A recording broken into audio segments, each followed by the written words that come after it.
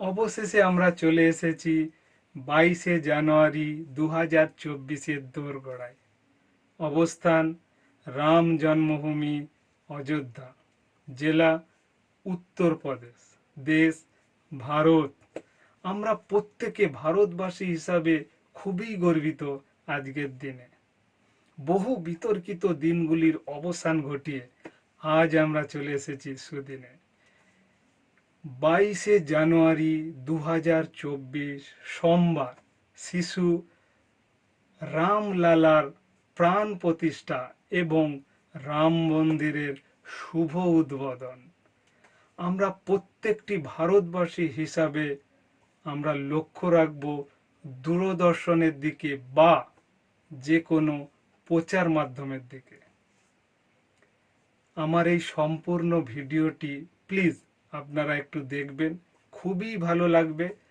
আমি একটা প্রতিলিপি ভিডিও দিয়েছি, তার সঙ্গে আমি ভয়েস দিয়েছি, দেখবেন প্লিজ, খুবই ভালো লাগবে। এই রাম লালার প্রাণ প্রতিষ্ঠা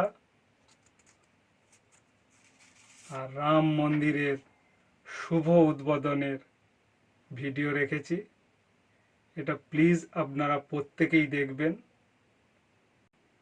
প্লিজ আপনারা দেখবেন আমার সম্পূর্ণ ভিডিওটি, খুবই ভালো লাগবে। তো দেখতে থাকুন আমার পরবর্তী স্টেপ।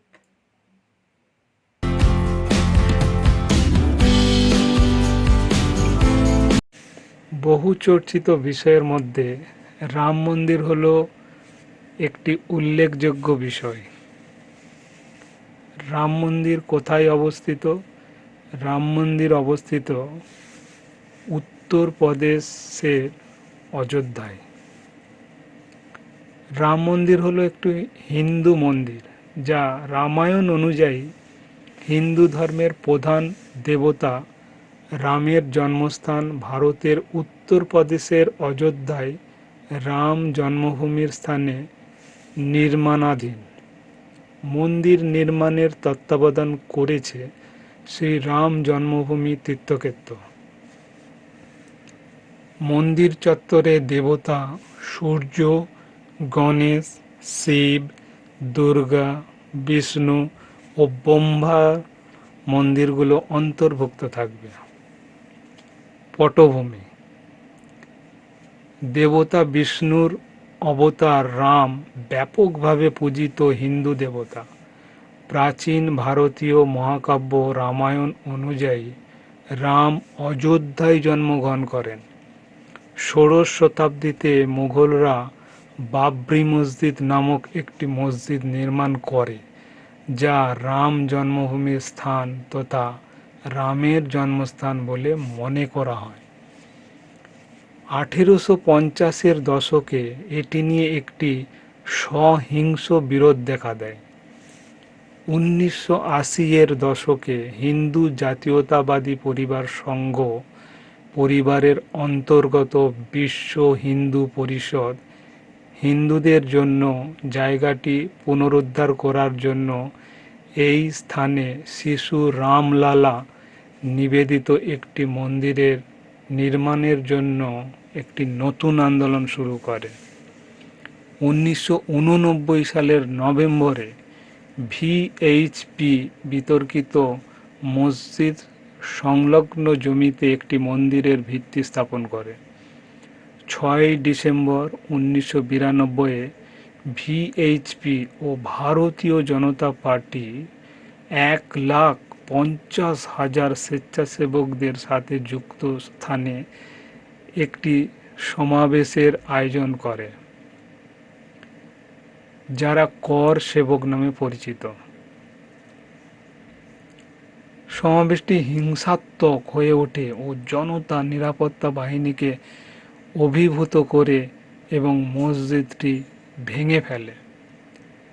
ধ্বংসের ফলে ভারতের হিন্দু ও মুসলিম সম্প্রদায়ের মধ্যে কয়েক মাস ধরে আন্তঃসাম্প্রদায়িক দাঙ্গা হয়, যার ফলে কমপক্ষে 2000 লোক মারা যায় এবং সমগ্র ভারতীয় উপমহাদেশে দাঙ্গার সূত্রপাত ঘটে।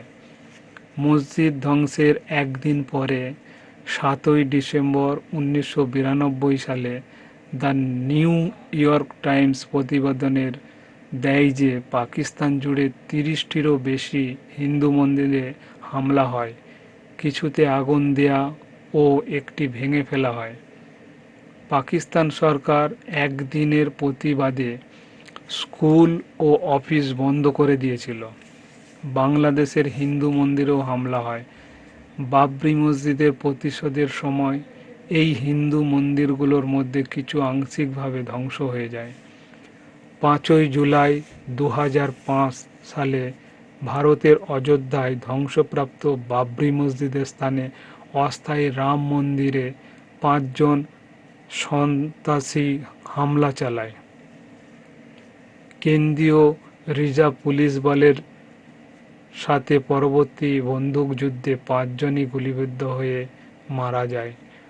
যখন গ্রেনেড হামলায় একজন বেসামরিক লোক মারা যায়, যেটি আক্রমণকারীরা ঘেরা প্রাচীর লঙ্ঘন করার জন্য শুরু করেছিল।